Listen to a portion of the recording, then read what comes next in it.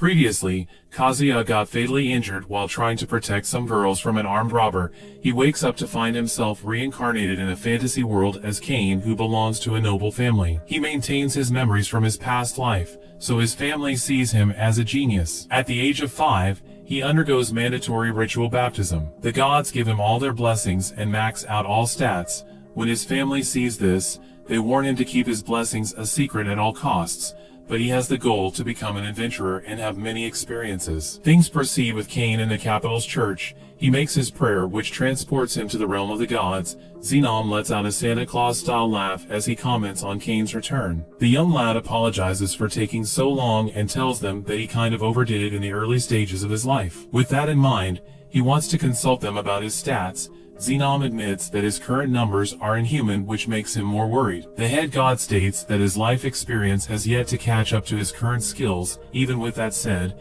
in his current state he's likely the most powerful human in the world. He even offers Cain the option to become a demigod. This would put him in the same class as holy beasts and divine dragons. However, he warns him that in his current state, there are limits to what he can do alone, so he shouldn't test those limits. Zenom changes the topic of discussion to a lighter note as he points out that there isn't much entertainment in their realm, so he suggests that he uses his knowledge from his previous life to create something. This gets Cain thinking that maybe if he could introduce items that don't exist in his current world, they would likely become popular. Zenom agrees with his thoughts as he can read them, which startles Cain a little. The merchant god joins to ask if he can do it. Cain later returns to the world and is forced to accompany his mother and sister while they shop for clothes, but he's not comfortable in the shop, so he escapes. As he dashes out, he spots Parma outside and rushes over to say hello to her. He tells her that he's in the capital for his debut ceremony. She informs him that she's under training in her uncle's shop.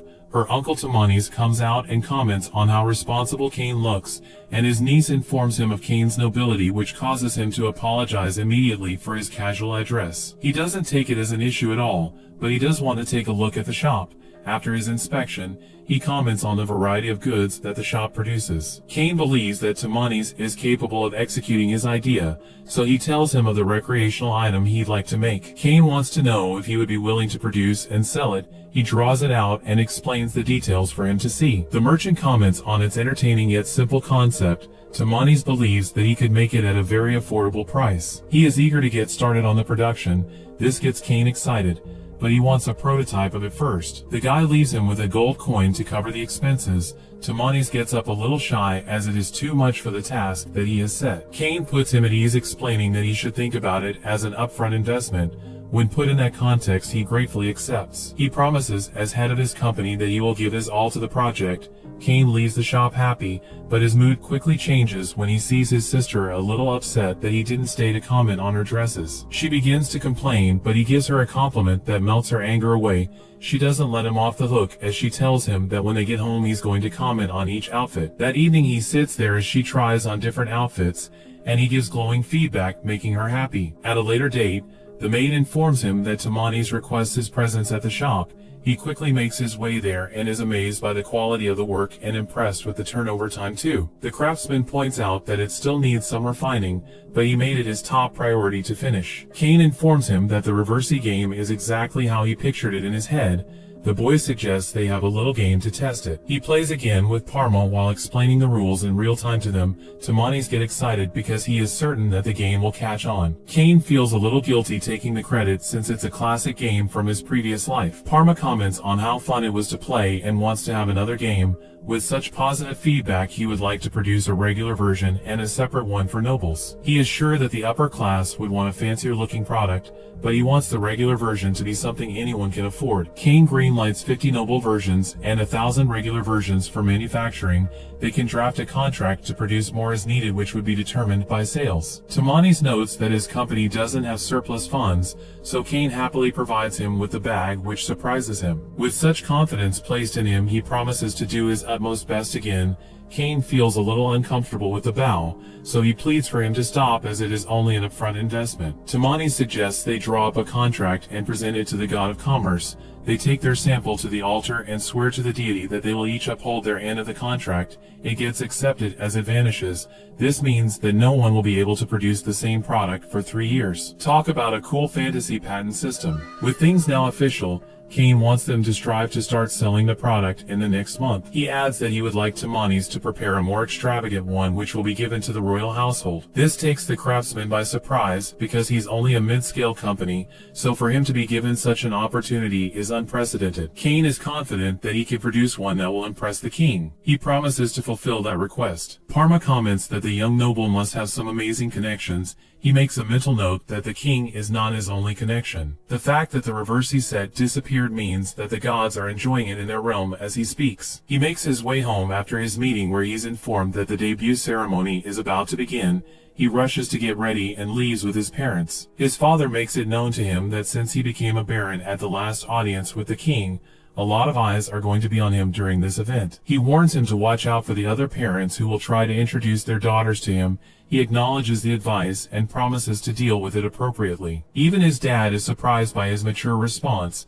They arrive at debut and Cain locks eyes with Corgino, who gives him a hostile look. He notices Corgino's son, who has followers the same age as him. As he proceeds forward, he's called by the Duke, who formally introduces himself and his daughter Miss Silk. The guy begins to rizz her up to the point that the Duke has to interrupt. Cain's father explains his son's dangerous ability and he kind of gets away with it. They excuse themselves just as the royal family make their appearance. The king gives a speech to inspire the next generation of elites and ends it with a posh toast. Everyone then lines up to give their greetings to the king and his family. When it's Cain's turn, he introduces himself perfectly and compliments Telestia to the point that she gets flushed, causing the king to pull him up on his silver tongue. He just got the royal city boy seal of approval. Cain turns his attention to the king and presents the reversi game that he developed in cooperation with the Sarakin Company. The king is interested, so he invites him for a private audience later where he can explain the game and they can discuss his treatment of the princess. His dad wasn't aware of his game development project. Cain explains that since he has been promoted to baron, he was afraid that he might not have enough money to maintain the mansion, so he had to find other sources. His father understands his points. With the important part complete, his parents leave early to tend to some rounds. They encourage Cain to interact with some of the children his age so that he can feel like a normal kid for once. His thoughts are interrupted when Silk comes over to talk to him while they wait for Telestia. They take a seat and begin small talk, but Cain feels more comfortable with her dropping the master prefix when calling his name. She begins to tease him, which makes him a little nervous. Habit comes along with his friends and interrupts them. He greets Silk and gives her a compliment, expecting for her to reciprocate, but she just gets up and politely gives a lady bow to greet him. One of Habit's lackeys demands that Cain give his boss some respect by allowing him to sit with Silk without interruption since he's the eldest son of Corgino. Cain gets up and greets him before introducing himself as a baron, but the boys misinterpret it as him telling them that his father is a baron, which is a lower rank than their father's, so they begin to look down on him. Since he didn't give his last name, they speculate that he must be very low rank, so Habit orders him to apologize for his rudeness or he will unleash his boys on him. His way of addressing Cain offends Silk, so she tries to defend him, but Cain interrupts her, stating that it is Habit who will apologize first. He takes it as fighting talk and asks him if he wants to catch these hands outside. Silk sees that the situation is escalating and behaves like the damsel in distress despite Cain telling her that she didn't need to come. Their flirting starts to make Habit a little jealous, so he shouts for them to cut it out when he's speaking. He reveals that his two followers have the god's protection and can use magic. The first guy steps up and does the strangest pre-performance routine I have ever seen. After all that drama, he releases a fireball spell that is so pathetic that even a toddler could dodge it. The other guy does the same but fires a rock bullet spell which is equally as sad. As they prepare to attack again, Silk stops them and tells the trio that Cain is not the son of a baron but is rather a baron himself. She reveals that he's the third son of Garm and he is the one who saved the princess and herself from an army of 30 orcs single-handedly. The trio step back in shock because they heard about their age mate's achievements. She orders them to bow since he outranks them significantly. They plead for forgiveness for their embarrassing stupidity and excuse themselves. Silk finds the whole situation amusing. She confronts Cain about him knowing that they were mistaken but still let them act out so that the reveal would be all the sweeter. She comments that he has a dark side and promises to tell Telestia about it. He pleads for her not to, so she promises not to say a word as long as he goes on a date with her. The princess overhears them talking about keeping the incident a secret and wants to know what happened. Cain holds Silk's mouth shut, which is seen as scandalous since they are not married.